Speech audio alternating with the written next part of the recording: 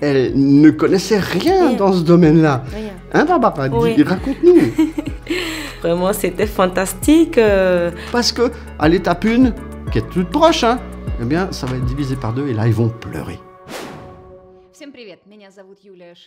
Bonjour à tous, je m'appelle Julia Shishkina et aujourd'hui nous élargissons les frontières de notre diffusion pour aller au niveau international. Aujourd'hui nous accueillons Gilles Weber, ambassadeur des projets Solar Group, et son assistante Barbara Sakakina. Voilà, nous allons discuter tous les trois. Nous partagerons précisément les secrets des partenaires qui réussissent. Eh bien, évidemment, pour commencer, nous allons vous présenter, déjà en tant que couple. Barbara était autrefois votre assistante. Maintenant, elle est votre épouse. Comment vous êtes-vous rencontrés? Bonjour Yulia, en tout cas je suis ravi d'être là, d'avoir été invité dans ce podcast. Nous avons vu d'autres podcasts avec d'autres personnalités et aujourd'hui c'est un peu un honneur pour moi aussi et pour Barbara de pouvoir assister à ce podcast et puis de répondre à tes nombreuses questions. Alors, comment vous êtes-vous rencontrés? Alors, je crois que pour cette question, déjà la première réponse d'emblée comme ça, nous nous sommes rencontrés sur Facebook. Alors, c'est vrai qu'en tant qu'homme, on a toujours un petit peu des femmes qui vous demandent en ami sur Facebook et j'ai une tendance à éliminer systématiquement ces demandes.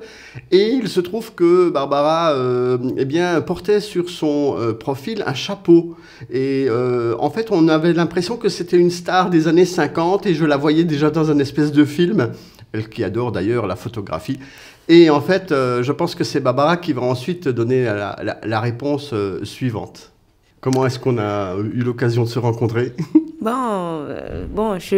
Sur Facebook, je faisais beaucoup de demandes, voilà, je faisais beaucoup de demandes et je suis tombée sur Gilles. Et Dieu merci, grâce à Dieu, il a accepté ma demande, mon invitation.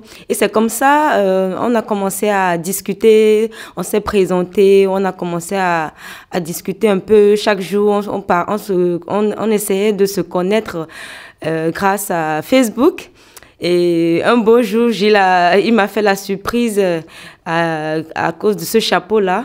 Et j'ai reçu le même chapeau que je portais sur mon profil par l'intermédiaire d'un de ses amis qui était dans ma ville, à Cotonou.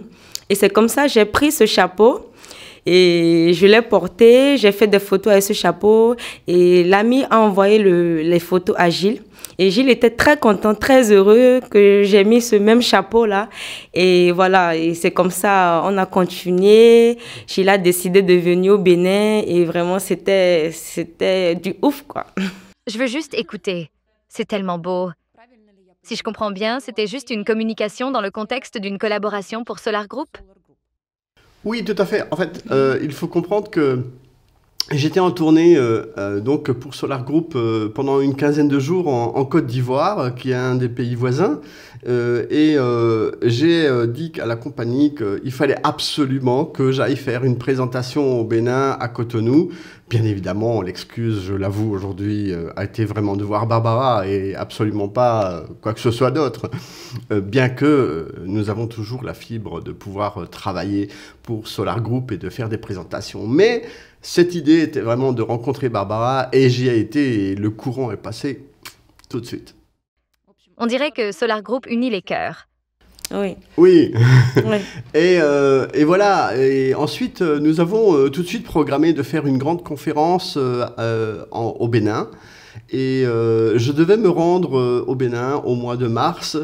Et on est tombé absolument dans le Covid. Et j'ai attrapé le dernier avion qui partait de France. Il n'y avait plus personne dans l'aéroport, dans le bus. Il n'y avait plus personne. J'étais pratiquement le seul dernier avion. Et je suis arrivé au Bénin et j'ai fait ce qu'on appelle une quatorzaine. C'est-à-dire je suis resté pendant 14 jours enfermé avec des relevés qu'il fallait faire pour le Covid. Et nous étions dans la période du Covid et personne ne travaillait. Et les seuls qui ont eu l'idée de travailler, c'était moi et Barbara. Nous faisions des présentations dans les salons. Et lorsque nous avons fait ces présentations dans les salons, pour Solar Group, nous avons fait 80 présentations alors que rien n'était possible sur la planète entière, tout le monde restait chez soi. Nous, on a fait des présentations avec des masques, avec du gel et on a ainsi inscrit plus de 1200 personnes au Bénin sur Solar Group. Pour ceux qui ne le savent pas, Gilles est la personne grâce à laquelle le projet Solar Group est devenu international. Alors, comment j'ai appris que le projet existait? En fait, je faisais partie déjà d'un projet de crowd investing auparavant. Et j'ai des amis africains, justement en Côte d'Ivoire, qui sont venus me présenter Solar Group. Et il y en a un parmi eux qui était un personnage qui venait souvent dans des présentations physiques sur place, et il se permettait de parrainer des gens un peu en douce. Et ce monsieur est venu me présenter Solar Group. Il m'a dit: tiens, regarde, là, il y a des gens russes, ils ont un nouveau projet. Et moi, je dis: oh, tu sais, je sais pas trop. Et puis c'est là que il a déjà commencé à inscrire une autre personne que je connaissais bien. Et à partir de là, ça m'a donné un déclic. Je me suis dit: mais qu'est-ce qui se passe ici? Il va parrainer toute la Côte d'Ivoire sous mes yeux, et moi, je ne serai pas là-dedans. Je vais absolument démarrer donc sur Solar Group. Et j'avoue que j'ai pris ça à cœur. Et bon, après, il y a d'autres choses qui se sont déroulées. Je suis venu en Russie, on m'a présenté à la direction, on a commencé à commencer à faire des ouvertures de pays, et à commencer par la France, parce que je suis toujours un peu le premier, hein. Je suis un peu le cobaye, mais un cobaye heureux. Parce que nous avons organisé déjà la France, mais ensuite il faut connaître un peu le contexte. La France, c'est pas vraiment l'idéal dans le domaine. J'explique qu'il y a des histoires de mentalité. En fait, le Français ou l'Européen, il a un peu beaucoup de choses déjà. Il a souvent un travail, il a souvent une maison ou un logement. Il y a des jolis lampadaires, il y a des belles maisons avec des couleurs, il y a des routes partout, les gens, ils ont des voitures. En fait, le Français, quand on lui présente quelque chose qui permet d'être une opportunité, en fait, il met ça un peu de côté, il considère ça parfois un peu comme une arnaque. Et alors que le peuple africain a une toute autre mentalité. Il a une mentalité de gens qui ont toujours l'espoir d'avoir des jours meilleurs. Ils ont moins de choses matérielles. Et je pense que cet espoir de vouloir avoir quelque chose de meilleur chaque jour et de saisir une opportunité qui va leur permettre de l'avoir, c'est cette grande différence qui fait que les Africains ont les possibilités de saisir une opportunité lorsqu'elle se présente, de prendre le train en marche. Je pense que votre expérience sera utile à de nombreux investisseurs et partenaires qui souhaitent augmenter leur niveau. Comment avez-vous réussi à créer votre structure dans un pays aussi spécifique avec une mentalité très différente? En fait, la structure n'est pas spécialement volumineuse du point de vue des investisseurs français. Elle est surtout volumineuse en Afrique, à commencer par la Côte d'Ivoire, qui est aujourd'hui au top 10 des investisseurs dans le projet, et suivi par le Bénin, mais aussi le Bénin peut-être par une approche un peu différente, et peut-être un sentiment qui se rapproche plus de Barbara, en fait, parce que souvent on me met moi sur un piédestal et on dit que c'est moi qui ai développé l'Afrique, mais il ne faut surtout pas oublier que c'est grâce à Barbara. C'est pas parce qu'aujourd'hui c'est ma femme, mais en fait au début, on a vécu 5 ans ensemble sans être mariés, et en fait c'était notre collaboration qui a déterminé, qui a fait développer les différents pays. Donc bon, la France, oui, mais c'est parce que je suis français, mais en France il n'y a presque rien. Quand on fait une présentation, c'est juste à Paris, et c'est toujours un peu les mêmes. Et d'ailleurs, il y a une chose très amusante, c'est que quand je fais des présentations à Paris, bizarrement, ce sont des Sénégalais, des Mauritaniens, des Ivoiriens qui viennent aux présentations. Donc finalement, on se rend compte que c'est pas vraiment le français, quoi. Ce sont les Africains. Vous pouvez donner les conseils suivants. N'ayez pas peur d'ouvrir les frontières. Un pays spécifique avec une mentalité différente peut être perçu comme un tremplin, comme une chance de mieux communiquer, de faire la connaissance des gens qui vous permettront d'ouvrir de nouveaux chemins et de trouver de nouveaux vecteurs de développement. Ça commence par quelque chose que peut-être certaines personnes ont du mal à prendre en considération. Déjà, ils ne prennent pas ça vraiment pour un job, ils prennent souvent ça pour un amusement. Et moi, je le prends comme vraiment un travail minutieux. Voilà. Il faut avoir une certaine discipline de travail. Et j'ai une discipline de travail qui est proche de la mentalité russe. Nous, en Europe, on a une exactitude de l'heure, on a une exactitude de certaines choses. Moi, j'ai presque même une maladie, ce qu'on appelle la détaïte. Je suis un peu exigeant avec moi-même et avec tout ce qui concerne le marketing. Et je pense que quand on regarde un petit peu, on a des fois du mal à faire accepter aux gens qu'il faut travailler.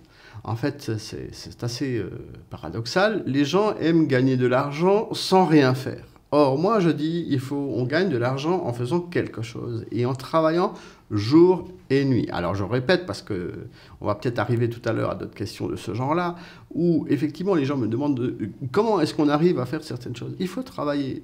Et ce n'est pas un amusement. On n'est pas là en train de faire un amusement, un jeu. Ce n'est pas un jeu.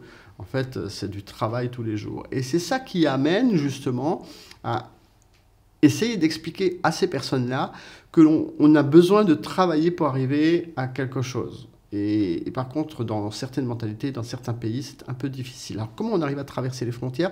Eh bien, déjà, j'avais une petite attache au départ avec la Côte d'Ivoire, donc je connaissais déjà certaines personnes en Côte d'Ivoire. Donc, ce qui fait que j'avais déjà été en Côte d'Ivoire, j'avais déjà organisé pour d'autres crowd investing des conférences avec 500 personnes, par exemple, à Abidjan. Et c'est ce qui m'a amené, j'avais une certaine facilité. Après, il y a aussi la langue, bien sûr. Eh bien, pour que nos spectateurs et moi-même puissions mieux comprendre le sujet, dites-moi ce que vous aviez fait au niveau de l'investissement participatif populaire. Que faisiez-vous avant Solar Group? Quelle expérience avez-vous eue? Oui, c'est vrai que j'ai déjà participé à un autre crowd investing auparavant et j'avais donc déjà ce qu'on appelle une structure de partenariat, ce qui a beaucoup facilité les choses. Mais par le passé aussi, j'ai eu l'occasion de faire du marketing de réseau il y a des années en arrière. Et ça n'a pas forcément été une réussite, c'est-à-dire que quand on est jeune, parfois on n'entend pas les choses de la même manière. Je me rappelle, j'étais à une grande conférence avec 400 personnes à Paris à l'époque, j'étais encore jeune, et il y avait là un Américain qui disait sur la scène « N'abandonnez jamais ». Et je n'ai pas entendu cette phrase, mais aujourd'hui, elle sonne dans ma tête et je dis aux gens, n'abandonnez jamais ce que vous avez démarré parce que le marketing de réseau, c'est quelque chose de très fort. C'est quelque chose de très, très fort. Simplement, il se trouve que le marketing de réseau est quelque chose qui est exponentiel. Exponentiel, alors, pardon, on va peut-être faire des maths, il y a peut-être des gens qui, pour l'école, c'est un peu loin, mais exponentiel, ça veut dire que ça démarre tout doucement. Et en fait, les gens ont tendance à oublier qu'il faut persévérer au début, il faut faire beaucoup d'efforts. Et après, subitement, ça grimpe comme ça. Ça s'appelle ça l'exponentiel. C'est pas linéaire. Alors, moi, effectivement, j'avais cette expérience auparavant d'avoir pu faire déjà du marketing de réseau il y a quelques années en arrière. Et j'avais beaucoup appris. On apprend beaucoup. C'est comme quand vous faites du porte-à-porte. En fait, vous apprenez plein de choses. Si vous faites du porte-à-porte et que vous prenez plein de portes dans la tête, vous commencez à vous endurcir et vous dites, voilà, c'est comme ça que ça fonctionne. Ça, c'est tout des choses. Vous savez, je dis souvent, on apprend plus d'un échec que de 1000 conseils. Et Barbara, avec qui on a commencé, elle ne connaissait rien dans ce domaine-là. Rien. Hein, Barbara? Oui. Raconte-nous. Auparavant, je connaissais vraiment pas le marketing de réseau. J'étais étudiante encore dans le temps et j'avais plus de contrats avec des gens qui travaillaient dans l'assurance. Je faisais beaucoup le test d'accueil. Voilà, je participais aux événements, j'accueillais les gens, je faisais aussi la mode. J'aimais beaucoup, c'est ma passion d'ailleurs. Et c'est grâce à Solar Group que j'ai vraiment connu, grâce à Solar Group et Agile, que j'ai connu ce que c'est que le marketing de réseau, comment il faut investir dans des projets, dans de bons projets. Et vraiment, ça m'a beaucoup appris. La phrase qui est maintenant devenue très populaire et que je ne peux pas oublier, c'est Gilles qui l'avait dite. Travaillez en retroussant vos manches, même lorsque le premier enthousiasme est passé. Je ne pouvais pas dormir la veille, puis ni Google ni Yandex ne m'ont aidé. Je connais l'étymologie de l'expression « retrousser les manches » en russe. Nous avions des nobles qui avaient des manches à la mode jusqu'au sol, et naturellement, avec de telles manches, vous ne pouvez rien faire. En France, sûrement, c'est un peu différent. Que signifie littéralement la phrase que vous dites en français? D'où vient-elle? Quelle est son origine? L'origine de la phrase, j'en sais rien, mais en tout cas, je vois une chose, c'est que c'était, je crois, en 2019 ou 2020, mais je pense que c'était plutôt 2019, lors d'une conférence de Solar Group ici à Moscou. J'ai fait une démonstration sur scène où j'expliquais aux partenaires, parce que beaucoup de gens, beaucoup de partenaires du monde parlent toujours de l'écologie, des moteurs électriques, de tout ça. Et moi, je suis un peu axé sur le partenariat. Et j'ai voulu leur montrer qu'effectivement, il fallait faire des efforts dans la vie, que en fait, le partenariat, ça ne tombe pas tout cul du ciel. Ça ne se passe pas comme ça. Il faut travailler. Et pour l'exprimer de façon visuelle, j'ai retrouché mes manches sur la scène.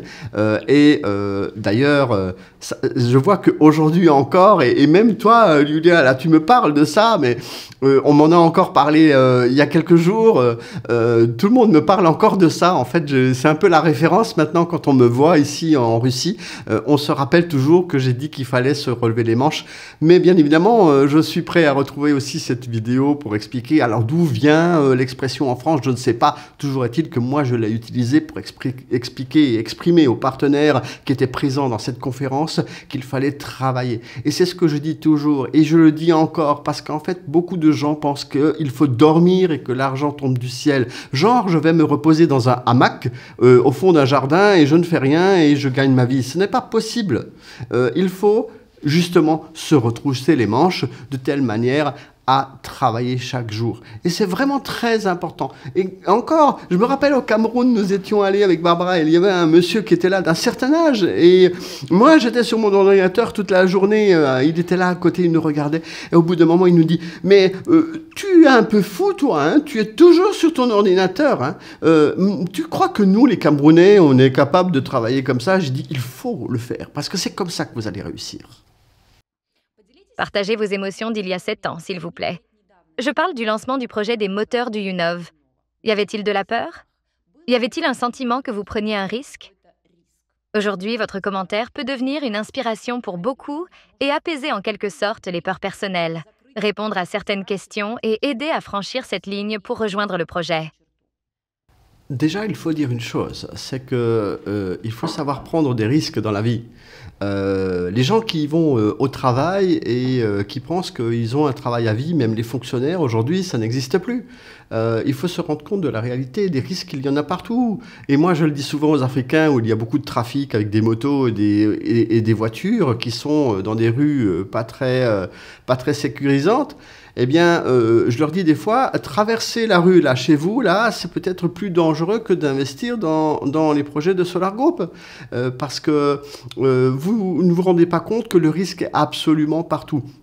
Alors, on peut parler du risque, oui, pour investir. Mais quel est le risque finalement? Parce que nous proposons des choses qui sont absolument intéressantes. On peut commencer à investir mois par mois, donc mensuellement commencer à payer un pack. Et on peut se rendre compte de l'évolution du projet. Et si vraiment ça ne convient pas, ben, on peut à la rigueur s'arrêter. Bon, bien sûr, c'est pas le bon conseil qu'il faut donner là. Il faut aller jusqu'au bout parce que, bien sûr, il y a une majorité des parts qui sont payées à la fin du pack. Mais le risque, il est partout. Mais si vous ne commencez pas un jour à prendre un risque, eh bien vous ne ferez jamais rien. En fait, vous restez dans vos 4 murs. C'est un peu comme moi. Pour revenir sur la question précédente, si j'étais resté dans mes 4 murs en France, et que si je n'étais pas sorti, eh bien, je n'aurais jamais rencontré quelqu'un. C'est comme rencontrer une femme. Eh bien, si vous ne sortez pas, et il n'y en a jamais aucune qui est venue vous sonner à la porte. Moi, je suis sorti et j'ai rencontré Barbara. C'est un peu la même chose. C'est un risque qu'on prend. On prend un risque, mais il est des fois mesuré. Et moi, je pense qu'il faut savoir prendre des risques. Ils sont minimes, les mensualités sont minimes. On peut commencer petit. Moi aussi, j'ai commencé avec un petit pack. Et après, j'ai augmenté parce que la confiance est venue. On a vu l'évolution, on a vu la construction du bâtiment, etc. etc. Donc vraiment, je pense qu'il faut juste avoir la vision. Au fait, qu'avez-vous vu dans Solar Group? Pourquoi avez-vous cru en Solar Group? Je crois que le déclic s'est peut-être aussi fait à partir du moment où j'ai rencontré la direction, parce que j'avais un certain savoir-faire et Je pense que c'est une histoire de confiance qui s'est installée entre moi et la direction lorsque je les ai rencontrés en février 2019. Je voulais montrer qu'il y avait du potentiel et j'étais prêt à m'investir moi-même. Alors, je dis souvent m'investir. Et ça, c'est un mot très important. Parce que on parle des fois d'investir, investir de l'argent. Mais moi, je parle de s'investir soi-même. Et je pense que c'est le fait de s'investir dans quelque chose et de dire « je vais le faire ». On veut relever un défi en quelque sorte. Mais que moi, parfois, je n'aime pas trop dire que je veux relever des défis. En fait, c'est presque un peu naturel. J'aime pas trop... en fait, je relève des défis, mais pour moi, c'est pas très difficile, en fait, entre guillemets. C'est justement peut-être cette facilité qui fait que j'arrive à avancer dans ce domaine-là. Avez-vous réussi à visiter la ZES Technopolis Moscou? Est-ce que le BTEI Sovelmash existe vraiment? Alors c'est une bonne question parce que je voudrais préciser que effectivement Barbara a été la première femme noire à fouler le sol du BTEI. Nous étions là en février 2022, il faisait froid et nous avons encore marché sur le sable, il n'y avait encore pas le béton qui avait été mis au sol.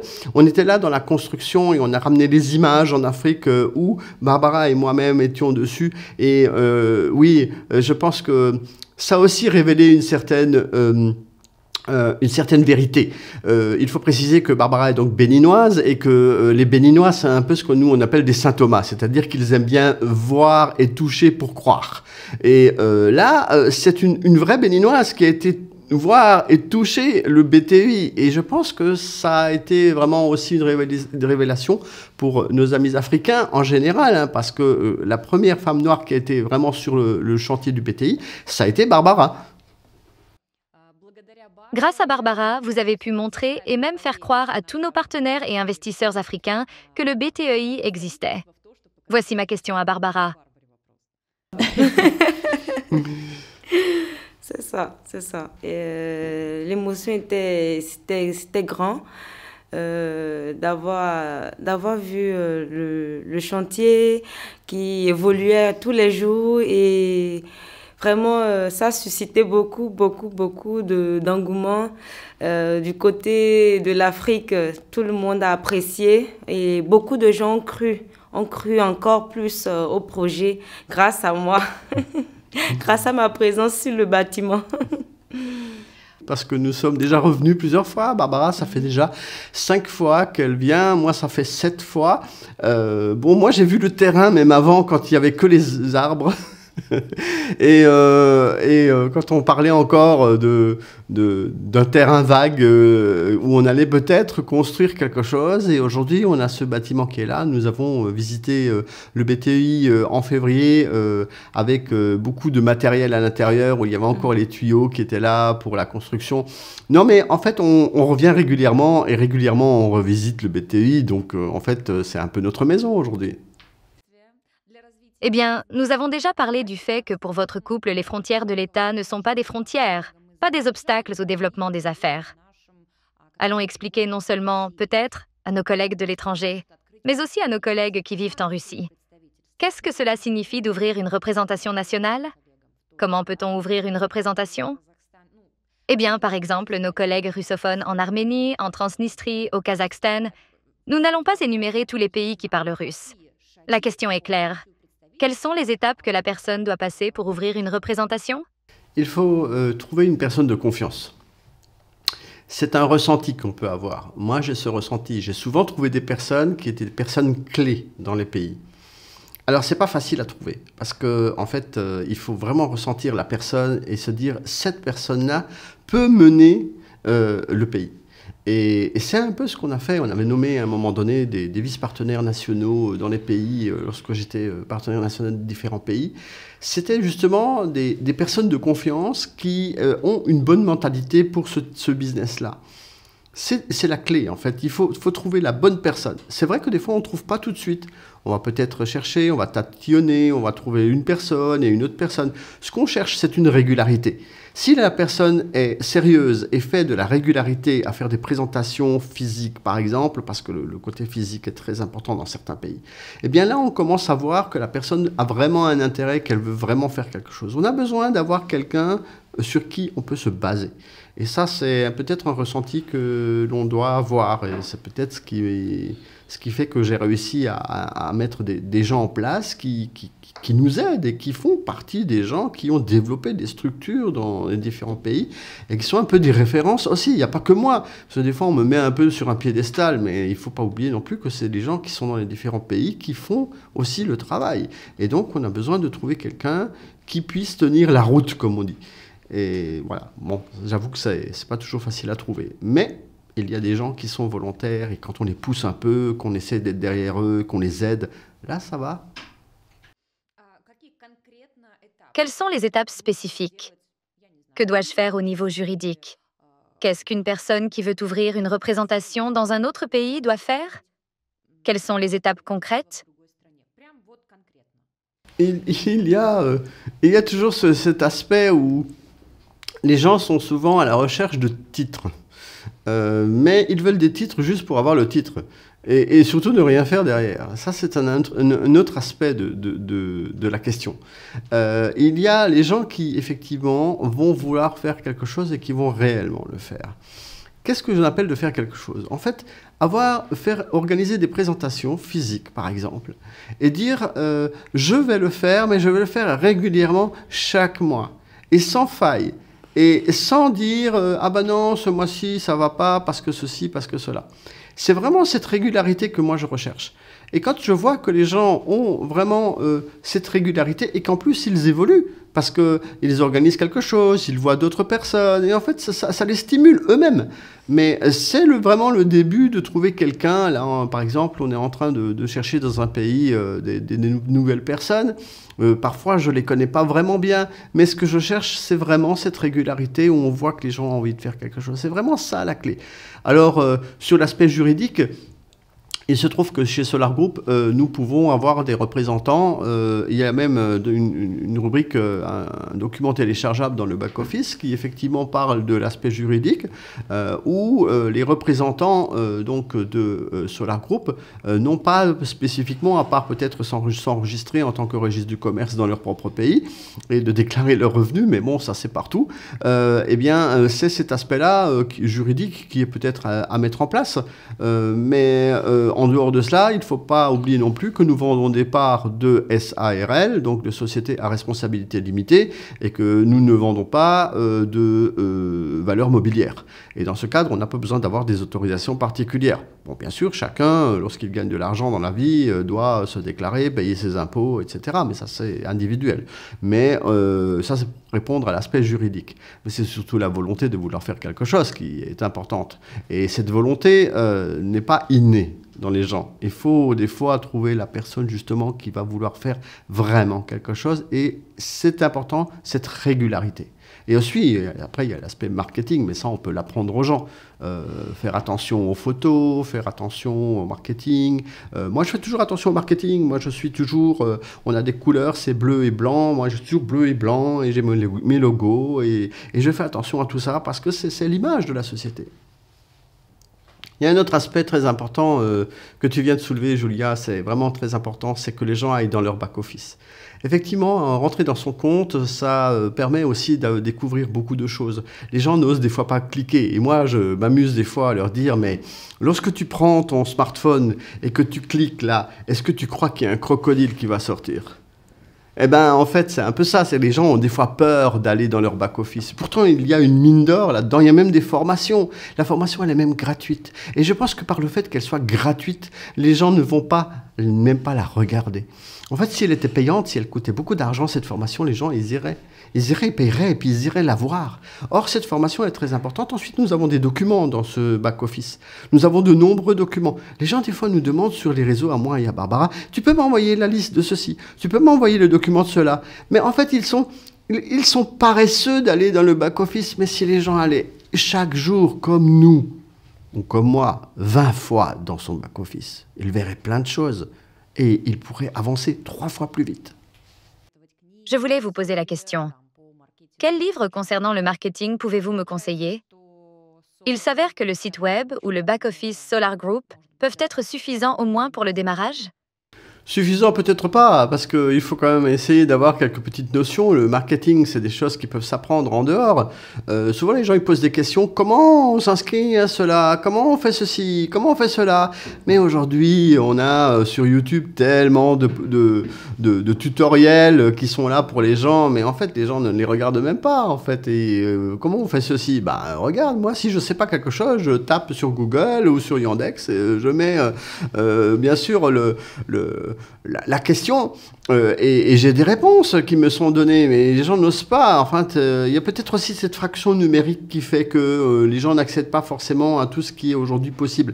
Maintenant, aujourd'hui, on a également l'intelligence artificielle qui est quelque chose d'important et où les gens peuvent apprendre beaucoup plus de choses, même utiliser cette intelligence artificielle. Moi, je vois des gens au Bénin là qui commencent, ou dans d'autres pays, qui commencent vraiment à utiliser l'intelligence artificielle. Je pense que ça aussi, ça peut servir.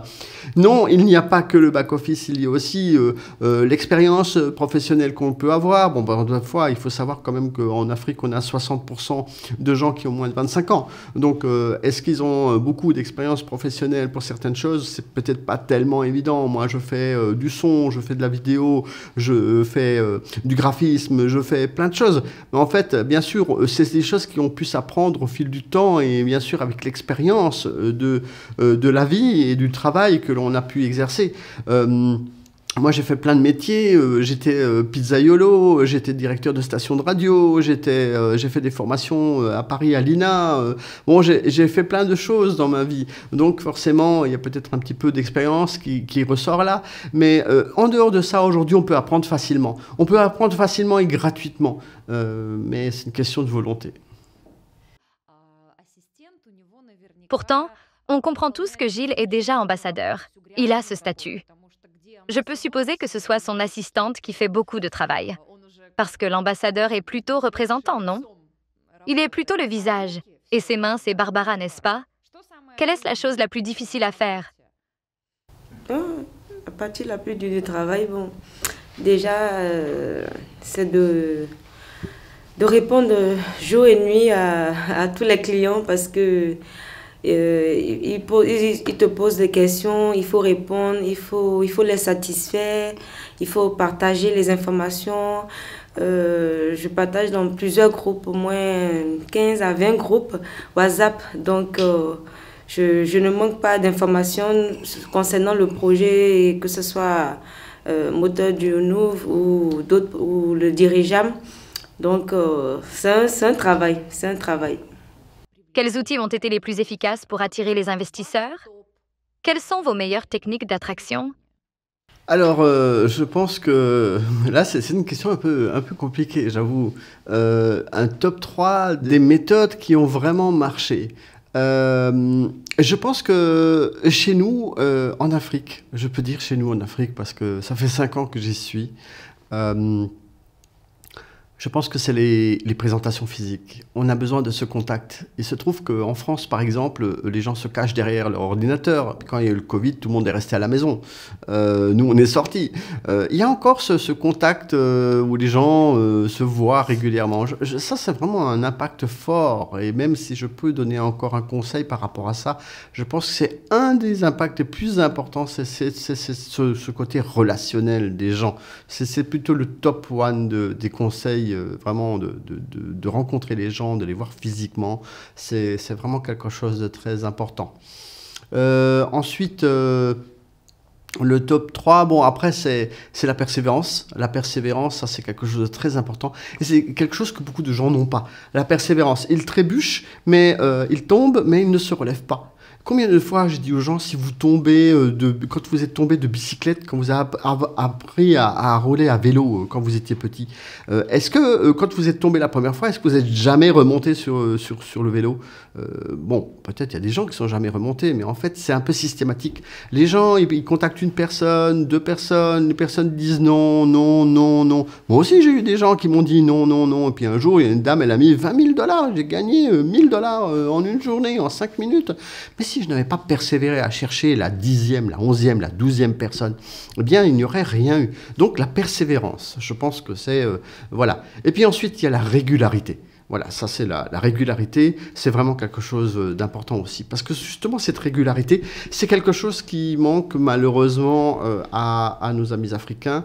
Ils ont un peu du mal avec la régularité. Bon, si je peux leur donner vraiment ce conseil-là, c'est... Voilà. Donc, il y a tout ça qui joue. Je pense que là, c'est vraiment trois choses importantes. Et toi, Barbara, qu'est-ce que tu dis? Trois choses importantes, là, j'en ai déjà donné pas mal. Oui, la persévérance, voilà, la persévérance, faut jamais lâcher, faut toujours continuer, jour et nuit, toujours partager l'information, et il faut pas baisser les bras, il faut toujours continuer. Et la régularité, comme tu as dit, il faut toujours continuer sur les mêmes pas, il faut pas lâcher, voilà. Comment vos gains ont-ils changé depuis la première année, depuis le début du projet des moteurs Do You Know, depuis la création de la première ligne des investisseurs jusqu'à ce jour? Vous êtes dans le projet depuis 6 ans.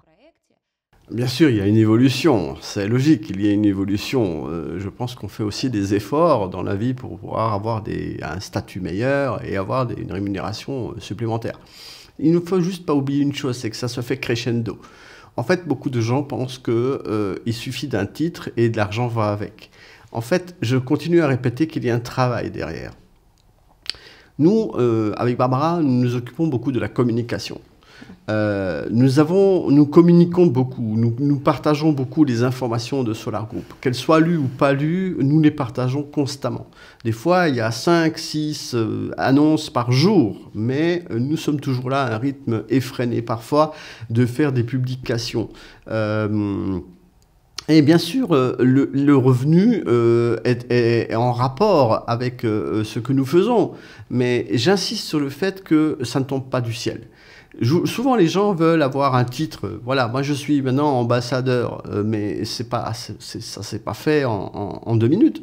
Ça fait maintenant combien? Ça fait plus de 5 ans que je travaille, depuis 2018. Voilà, depuis 2018, donc ça fait même 6 ans. Que je travaille avec Solar Group. Donc c'est en 6 ans qu'on arrive à devenir ambassadeur. C'est pas on claque dans les doigts et puis je deviens ambassadeur et j'ai un titre et je gagne de l'argent. C'est pas comme ça. Ça a vraiment évolué petit à petit. Voilà, on a les commissions, bien sûr, de partenariat. Ça aussi, c'est des fois une incompréhension. C'est un petit peu bête parce que les gens pourraient avoir 10 fois leur salaire. Ils pourraient avoir 10 fois leur salaire en Afrique. Mais en fait, ils sont bloqués. C'est peut-être la peur, justement, de l'échec, le risque, etc. En fait, ils n'osent pas faire le pas. Il faut franchir le pas. Il faut prendre des risques. Il faut avancer. Et je pense que c'est vraiment quelque chose d'important. Et tout le monde ne sait pas le faire. Tout le monde n'y arrivera pas. Parce qu'il y a encore ces gens qui pensent que on demande un titre et puis on a le titre et puis on a l'argent qui va avec. C'est pas vraiment ça. Il faut vraiment y aller tout doucement. Et encore, je rappellerai une chose que j'ai déjà dite tout à l'heure, c'est que chez nous c'est exponentiel. C'est-à-dire qu'au début, on gagne peut-être pas grand-chose, on rame même. Et ensuite, pof, pof, pof, et ça monte en flèche. Et ça, c'est une grande différence du marketing de réseau. Et ça, c'est parce que la structure, elle évolue. Voilà, on se retrouve avec des milliers de gens qui sont là derrière nous, et avec des tas de gens qui nous contactent toute la journée à avoir des questions, et comment on fait ci, et comment on fait ça. Il faut déjà commencer par le début, comprendre déjà ce que l'on fait. Il y en a qui ne comprennent pas, hein. Donc voilà, on essaie de leur expliquer parce qu'ils sont nouveaux. Il y en a qui ça fait peur, mais il ne faut pas que ça fasse peur. C'est la persévérance, encore une fois, qui fait qu'on arrive. Et oui, il y a une évolution. Aujourd'hui, j'ai eu la chance, et j'ai remercié la direction de Solar Group, c'est que nous avons été gratifiés par un chauffeur, une jolie voiture pendant notre séjour. Ça nous fait très plaisir, on est vraiment très contents. Bon, moi, par contre, on me met souvent sur un piédestal et on me dit « Ah, bah tiens, toi, t'as fait ci, toi, t'as fait ça. » Des fois, il faut rester un peu humble. Moi, je dis pas toujours qu'il faut me mettre sur un piédestal parce qu'en fait, c'est pas forcément moi qui fais tout le travail. Il y a aussi tous les autres gens qui sont là dans la structure et qui font tellement de choses. Bon, d'accord, je fais un certain nombre de choses, mais je reste quelqu'un de simple. Faut pas. Des fois, oui, oh, tu fais ceci. Oh, bah oui, t'es ceci. Oh, t'es ambassadeur. Comment on m'a dit ce matin encore comment a dit notre ami Excellence. Oh, je n'aime pas. Je n'aime pas. C'est comme le jour où on a sorti le titre de président. Donc, il y a un statut de président dans Solar Group. Et ce statut de président, je l'ai obtenu le jour où il y avait commencé à y avoir les élections en France. Mais j'avais horreur de ce nom-là, président. J'aime pas. On a fait des comparaisons avec notre ami Macron, c'est pas moi. Donc, enfin, je veux pas qu'on fasse le mot président là. J'avoue que ça me plaît pas. Bon, aujourd'hui, pour être ambassadeur, il faut forcément être président. Donc, je suis déjà 5 fois président. Mais ça, encore une fois, c'est une question de travail régulier de tous les jours. Voilà un petit peu ce que je peux dire. On veut des chiffres. Nous voulons au moins une fourchette de chiffres. Votre première année chez Solar Group. Le plus mauvais mois et le mois le plus efficace. L'année 2024 se terminera dans quelques jours. Quel est le chiffre le plus bas et le chiffre le plus impressionnant? Dans la vie, il y a toujours des hauts et des bas. Il y a des différences qui peuvent survenir lorsque, par exemple, on a un changement d'étape. Là, souvent, il y a des mois qui sont plus forts que d'autres.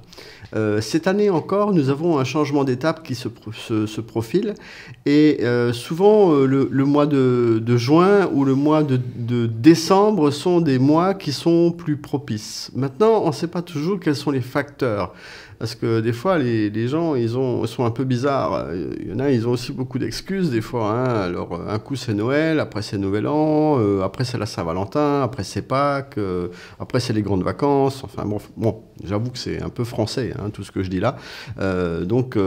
Mais je dirais que oui, il y a des hauts et des bas, mais il faut faire avec. Des fois, on ne sait pas très bien qu'est-ce qui pourrait vraiment motiver les gens à un moment donné. Bon, peut-être les promotions que nous faisons, ou peut-être un événement particulier qui a eu lieu, une construction qui s'est finie, un agrément qui a été reçu. Bon, il y a plein de facteurs qui peuvent jouer. Voilà. Et puis ensuite, il y a peut-être la motivation des gens. Peut-être que s'ils gagnent plus d'argent, ça les motive plus, je ne sais pas. Enfin, on n'a pas toujours vraiment les facteurs qui pourraient nous expliquer pourquoi il y a plus ou pourquoi il y a moins. Encore une fois, je pars sur une histoire de régularité, que si on voit l'évolution de Solar Group, on se rend compte que pendant, par exemple, la période du Covid, Solar Group a fait beaucoup plus de chiffres. Puis on voit que d'année en année, le chiffre d'affaires de Solar Group augmente, souvent il est doublé, il est presque même triplé. Donc, je pense que c'est aussi parce qu'on a de plus en plus de gens, on a quand même plus d'un demi-million de personnes qui sont inscrites, même s'il n'y a pas autant d'investisseurs, mais on voit quand même une évolution dans le nombre d'investisseurs au bout d'un certain temps. On voit aussi le nombre de parts qui sont vendues, hein, on n'est pas loin de 60 milliards de parts de vendus, c'est pas rien. Je pense que voilà, c'est tout un ensemble de choses. Et c'est aussi le fait que, oui, on devient de plus en plus populaire, et puis une réussite qui est là maintenant, quand on va avoir encore en plus des dividendes dans un an ou un peu plus de la part de Sovelma. Je pense que là aussi, ça doit encore donner un essor supplémentaire. Voilà, quels sont les facteurs réels, on ne sait pas toujours. Toujours est-il que les statistiques de Solar Group sont plutôt bonnes. C'est une bonne société, c'est une société sérieuse, et c'est une société qui paye, parce que ça aussi c'est important. Cet aspect où on peut retirer l'argent, bonus que les gens gagnent, c'est important de le dire, parce que des fois ils pensent qu'on utilise juste l'argent pour réinvestir. Non, non, non. On peut retirer l'argent et on peut vivre avec. Et ça aussi, c'est peut-être un aspect que trop peu de gens connaissent et que j'aimerais que les gens, surtout en Afrique, aient l'occasion de découvrir qu'on peut retirer l'argent, on peut gagner plus que leur propre salaire. Et ça aussi, ça pourrait être une motivation pour augmenter les statistiques. Combien en moyenne vos partenaires gagnent-ils par mois? Et la deuxième question, quel était le plus grand montant qui a été attiré dans le projet? Là, je pense que je vais caler sur la question parce que c'est très variable. Il y a vraiment des gens qui gagnent plus et qui retirent beaucoup d'argent. Moi, je sais qu'il y a des gens, ils gagnent entre, bon, en francs CFA, entre 1 et 5 millions de francs CFA, mais c'est vraiment pour les gens qui ont des grosses structures. Bon, je parle en francs CFA, ça peut faire quoi? Ça peut faire 6 000, 7 000 dollars par mois. Bon, pour un Africain, c'est énormément d'argent, quoi. Bon, attention, il n'y a pas beaucoup de gens qui gagnent cette somme-là. Voilà. Mais si les gens gagnent, il y a un phénomène, c'est que les Africains n'ont pas beaucoup de revenus. Donc, dès que vous dépassez les 100 dollars, c'est déjà beaucoup d'argent. Et je pense que là, on est sur un seuil un petit peu moins élevé que ce que nous, on pourrait penser, qui avons des salaires plus élevés dans les différents pays, mais on a plus de charges aussi. Donc, voilà. Mais je pense que voilà, la statistique en elle-même, je pense que c'est plutôt à Solar Group qu'il faut demander, parce qu'on a aussi des statistiques qui varient. Moi, je fais plutôt des statistiques au jour le jour pour essayer de voir où j'en suis, si les chiffres évoluent, si c'est bien, parce que moi aussi, je suis tenu de faire certains efforts au niveau des investissements qui doivent se faire en tant qu'ambassadeur. Mais en fait, je n'ai pas spécifiquement toutes les statistiques en tête de la société. Et ça, il faudrait plutôt demander à notre ami Sergueï Shevchenko, qui lui pourra sortir toute une panoplie de statistiques. D'ailleurs, il y a une grande différence aussi, c'est que je le dis souvent, alors je ne sais pas si c'est bien de le dire ou pas, mais enfin, je suis quelqu'un d'assez transparent. En fait, Solar Group ne nous voit souvent qu'à travers des statistiques. Or, il n'y a pas que les statistiques, il y a aussi le côté humain. Et il y a ce qui se passe sur le terrain, il y a l'engouement des gens, il y a la passion, voilà, et il y a aussi les conflits, parce que ça aussi, ça existe. Mais en fait, toutes ces choses-là ne sont pas perçues par Moscou. Ce qui est perçu, c'est uniquement les statistiques. Et c'est un peu dommage, mais bien qu'on essaye de faire comprendre, nous qui sommes sur le terrain, comment ça peut fonctionner. Mais il n'y a pas que cet aspect statistique, il y a aussi l'aspect humain, et je pense qu'il ne faut pas l'oublier. Vous avez également prononcé une autre belle phrase qui est devenue populaire. Trouvez 5 champions dans votre structure et aidez-les à grandir. Premièrement, qu'est-ce que cela signifie? Deuxièmement, qui sont les champions? Troisièmement, comment les aider? C'est une très bonne question. Merci, Yulia, de l'avoir posée. Il se trouve que on réussit en faisant... Dans le marketing de réseau, il y a un principe, c'est qu'on réussit en aidant les gens à réussir. On a deux choix.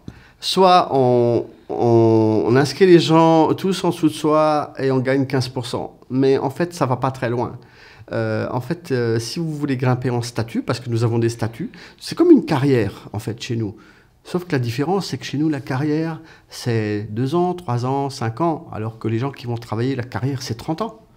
Donc, la carrière chez nous, c'est quoi? C'est les statuts que nous avons. Et pour pouvoir grimper dans les statuts, eh bien, il est important de travailler ce qu'on n'a pas la largeur, mais de travailler la profondeur. C'est en tout cas mon conseil. C'est un choix, hein. Il y a des gens qui font que la largeur, mais en fait, c'est un peu ne pas voir plus loin que le bout de son nez. Et en fait, ensuite, moi, j'ai choisi de grimper en statut. Parce que par expérience, dans une autre affaire précédente, justement, j'ai fait une erreur stratégique. Et j'ai appris de l'échec, enfin, c'est pas vraiment un échec, mais j'ai appris de quelque chose où je n'ai pas réussi à avancer. Et j'ai construit autrement ma structure à la base. J'ai construit ma structure de telle façon à faire des cadeaux, à offrir des filleuls à d'autres personnes de telle manière à ce qu'elles-mêmes puissent monter en statut. Ce qui m'a permis aussi de monter en statut. Et en fait, je vois qu'aujourd'hui, c'est une stratégie qui est particulièrement bien payée parce que quand on arrive à être président, ça veut dire déjà qu'on a au moins déjà 5 experts dans sa structure. Donc, et ensuite, il faut garder, parce que tous les 6 mois, bien sûr, il y a la possibilité de perdre. Moi aussi, j'ai perdu un jour le statut de président dans la structure, et ensuite, vous devez avoir un investissement de 10 000 $ plus un nouvel expert. Oui, je l'ai eu, donc du coup, j'en ai 6. Mais c'est quelque chose qui est encore une fois pas très facile à faire. Mais c'est une stratégie. Et cette stratégie, vraiment, je la conseille. Aider les autres. Et à ce moment-là, vous allez avoir beaucoup plus de retours positifs. Parce que déjà, quand vous allez aider les gens, ils vont être ravis, ils vont avoir une certaine reconnaissance. Alors, pardon, je ne cherche pas toujours la reconnaissance, je reviens sur le fait que j'aime pas qu'on me mette sur un piédestal. Mais en fait, cette reconnaissance, elle vient aussi par le biais de l'argent qu'on gagne. Parce que si on a plus de statut, on a des gains plus élevés. Donc, en fait, tout est lié. Et ça, c'est vraiment le conseil que je peux donner. Le 30 décembre, le projet des moteurs du Yunov passera à l'étape finale. Je pense que toute l'attention sera ensuite tournée vers un nouveau projet dont la mise en œuvre est supervisée par Solar Group. Il s'agit des dirigeables de nouvelle génération. Envisagez-vous de travailler avec ce projet? Et si oui, comment? Avec quelle stratégie? Plutôt pas en largeur, mais en profondeur? Comment allez-vous encourager vos experts? Comment voulez-vous aider vos champions? Oui, cela m'intéresse beaucoup. Et encore une fois, il y a de la stratégie. C'est la stratégie qui fait qu'à un moment donné, on arrive à évoluer aussi. La stratégie est d'utiliser l'occasion du pré-lancement pour pouvoir investir dans les dirigeables de nouvelle génération, parce qu'en période de pré-lancement, on a le double de parts.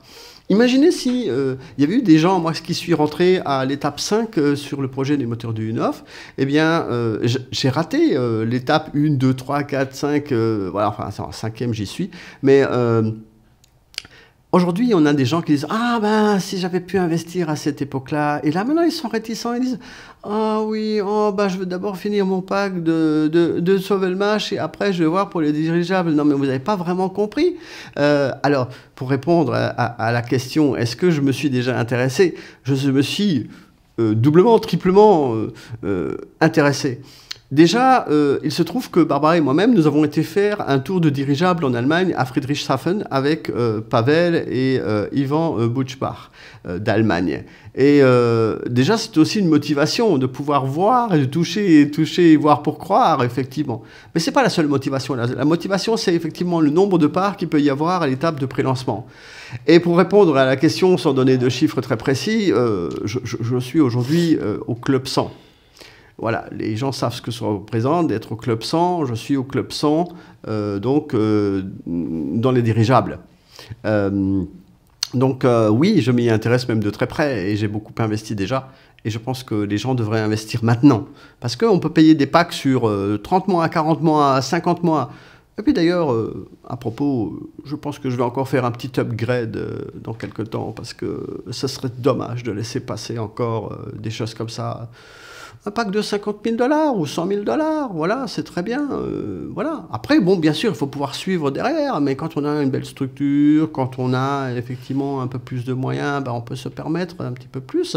Mais rien n'empêche les gens de commencer petit. Aujourd'hui, on a un pack de 1 000 $ sur 20 mois. Ça représente quasiment la même chose de dépenses que les gens qui ont acheté un pack de 500 $ sur le projet Sovelmash, parce que c'est la même somme que les gens peuvent dépenser. Et ensuite, il y a l'évolution, il y a la structure, il y a le partenariat. Souvent, les gens ils disent « Oui, mais moi, j'ai pas d'argent, j'aimerais bien faire comme toi, mais je n'ai pas d'argent. » Mais fais du partenariat.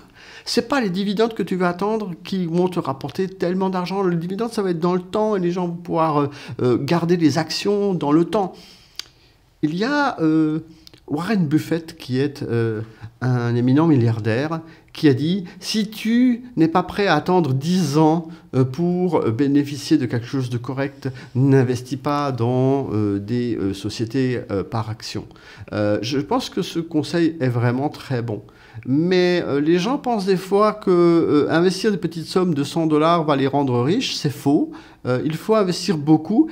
Et pour pouvoir investir beaucoup, il faut de la stratégie. Je reviens sur ce que j'ai dit. Donc, il faut essayer d'investir aujourd'hui dans les dirigeables, sachant que c'est forcément quelque chose. Et tous les jours, Fedor Konstantinov nous explique avec Pavel quel est le potentiel de ces dirigeables.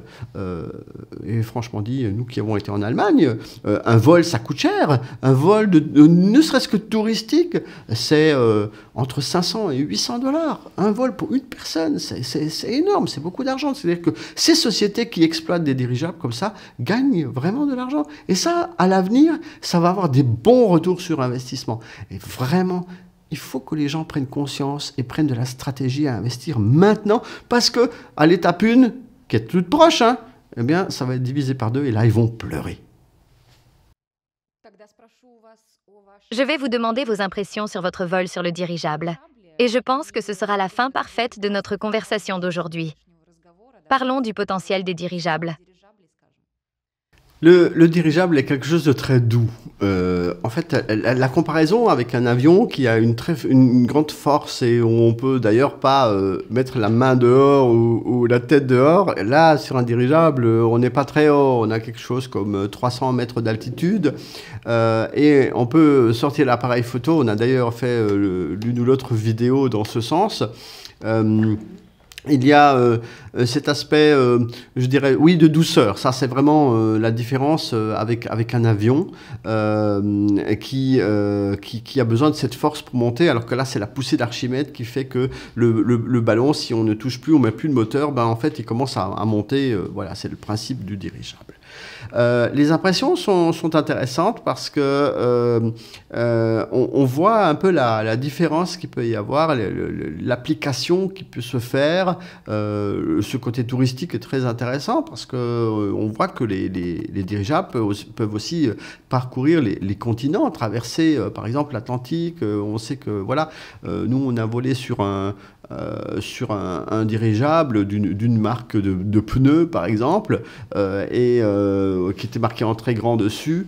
Et l'hôtesse nous a expliqué que de temps en temps, la direction de cette société demande à aller à Paris, de traverser différents pays pour des vols pour ses clients.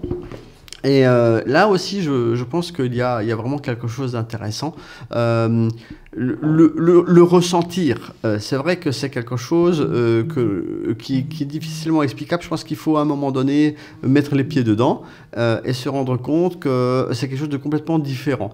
Le potentiel quant à lui-même des dirigeables, je pense qu'il est vraiment très important parce que les applications sont multiples. Là, on ne parle que du tourisme et on voit surtout le profit qu'il peut y avoir par rapport au tourisme. Donc voilà, c'est vraiment très simple. Un dirigeable, moi, je pense que je n'avais pas vu les choses comme ça auparavant. C'est une sensation qu'il faut ressentir et voir pour pouvoir se mettre dedans. Et toi, Barbara, quel a été ton ressenti lorsqu'on a fait ce vol en dirigeable?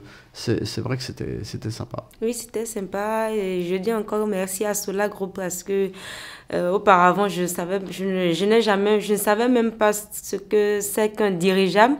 Je n'ai jamais vu un dirigeable et grâce à Solar Group, j'ai pu voir un dirigeable. Je suis rentrée dedans. On a fait un tour de dirigeable pendant 45 minutes. Vraiment, c'était fantastique.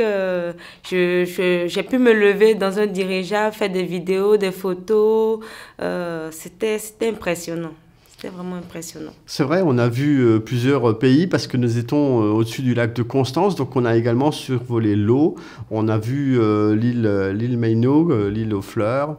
On a vu également l'Autriche, les montagnes autrichiennes. On a vu la Suisse, bien sûr l'Allemagne, le lac de Constance étant le plus grand lac en Allemagne. Et cette petite balade comme ça dans les airs, de faire des images qu'on n'aurait pas eu l'occasion de faire autrement, eh bien c'est super, parce que dans un avion, il y a le hublot. Mais là, on a pu sortir l'appareil photo à travers carrément la vitre, parce qu'on a mis on pouvait mettre la main dehors, c'était ouvert. C'est vrai que c'est assez impressionnant. On se dit, ah bon, on peut faire ça? Voilà, c'est un petit peu les sensations. Alors bien sûr, il peut y en avoir beaucoup d'autres, mais je pense qu'il faut le vivre. J'ai eu un plaisir fantastique à discuter avec vous aujourd'hui. Eh bien, afin de prouver à tous nos spectateurs que le statut d'ambassadeur existe, nous avons une preuve physique. Vous pouvez maintenant la montrer à tous. Je pense que ce sera la principale motivation pour vos partenaires, pour ceux qui commencent leur activité de partenariat. Voici le certificat. Eh bien, alors dites-moi, s'il vous plaît, quels sont les avantages qu'un partenaire de ce niveau obtient? Le bonus, je l'ai indiqué, en fait, il n'y a pas que de bonus, pas de bonus particulier, à part le travail à effectuer et l'objectif à réaliser. Notre bonus à nous, ça a été le cadeau offert par notre très cher directeur général Sergueï Semyonov, à savoir une petite balade en Rolls-Royce, durant notre séjour avec un chauffeur qu'on a gentiment mis à notre disposition.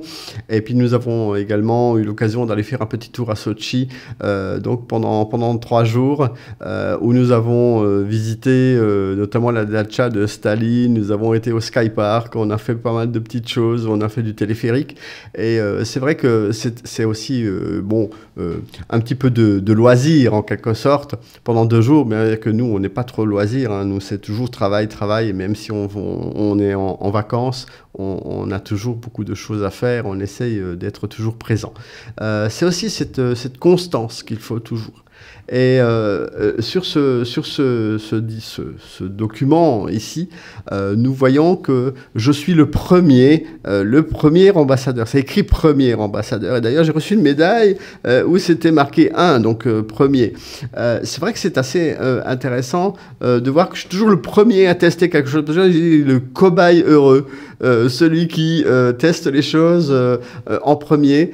Mais ça fait vraiment premier à avoir été partenaire national de la France, premier à avoir créé des vice-partenaires nationaux, premier à être ambassadeur, etc. Et j'en passe, c'est des meilleurs. Bon, c'est pas moi, hein, je veux dire, c'est aussi le sérieux je dirais la confiance que la société Solar Group met en moi, qui fait qu'on arrive aussi à avancer. Je pense que c'est réciproque, il y a toujours cette constance à avoir et toujours ce sérieux à avoir et de coller à ce que l'on fait. Nous, on adore ce qu'on fait, en fait. Je pense qu'il y a cette passion aussi. Il y a la passion. Si on n'a pas la passion, on ne peut pas non plus arriver à faire ce genre de choses. Maintenant, les gens posent des questions. Et même lorsque j'ai eu cette nomination, on m'a dit « Mais comment tu fais ? Mais comment tu fais ?» En fait, comment je fais ? Je leur dis aux gens, travaillez jour et nuit comme moi et peut-être que vous arriverez à devenir ambassadeur. Bon, ça fait plaisir d'être ambassadeur, de représenter la marque aujourd'hui. Est-ce que c'est un mérite ? Peut-être. Ça, c'est pas à moi de le dire, c'est à la compagnie de le dire. En tout cas, c'est eux qui ont décerné ce titre d'ambassadeur. Merci à Solar Group et merci de la confiance. Je vous souhaite plein de succès et, grâce à vos succès, viendra la prospérité des projets Solar Group. J'espère que ce n'est pas la dernière fois que nous nous verrons. Merci. Merci beaucoup, Yulia. J'ai remarqué que tu as beaucoup de fois souri à mes réponses. Je pense que tu as eu plaisir aussi à entendre ce qu'on avait à dire. Merci encore une fois pour cette invitation à venir à ce podcast. Je pense que ça peut être utile pour tout le monde et je pense que tu as pris autant de plaisir que nous à partager ces informations. Да, спасибо. Oui, merci. Oui, merci. Спасибо. Спасибо большое. Merci beaucoup.